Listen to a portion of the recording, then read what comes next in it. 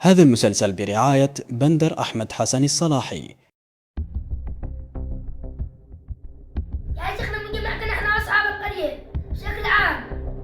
انا جمع كلكم من اصحاب القرية علشان نبصر حل لإصابة الغراب. الحين القرية بخطر، كيف نفعل له؟ معك يا شيخ سالم، ترى انت ولا اول يوم حق. وانا بعدها مطيع. خلونا اصحاب القرية بيد واحدة نطرد الغراب من القرية.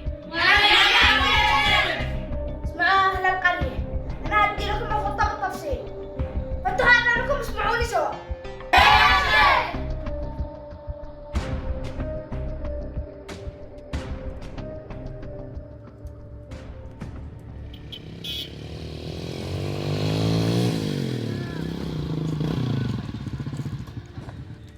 منين جاي؟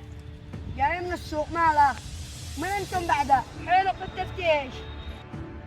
قلت لي جاي من السوق. محمد بلا.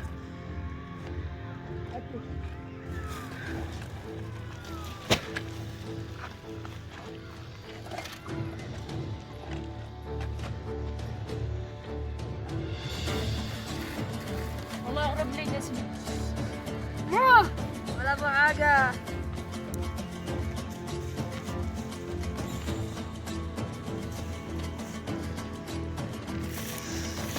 أخيراً مسكت الغراب.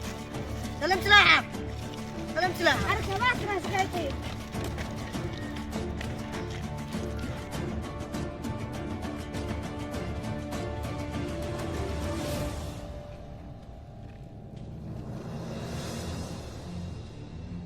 يا شيخ لازم نعدمهم هذه الليلة، أصلا مخرب القرية، وأنت داير موقع بالمرة الأولى، سرق البضاعة.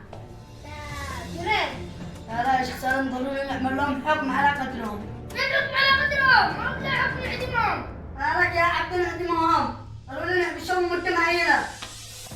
أيوة هذا الحكم الصح. يا أصحاب القرية وأخيرا مسكنا حسابة الغراب. كم تحكم يا شيخ سالم حبسهم؟ أنا حكمت عليهم لمدة سنة كاملة عشان يحذروا ما يكونوا يتقطعوا للناس. باقي راجع والله ما يدري.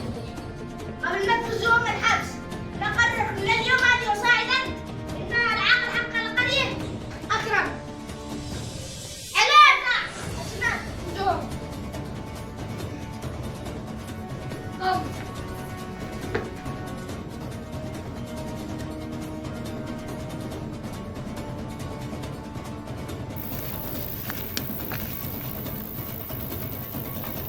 سلام. والله ما شو اسمه. والله النذر ريحة راجع. والله انه راجع. راجع يا راجع يا كلب لا حقني يا كلب.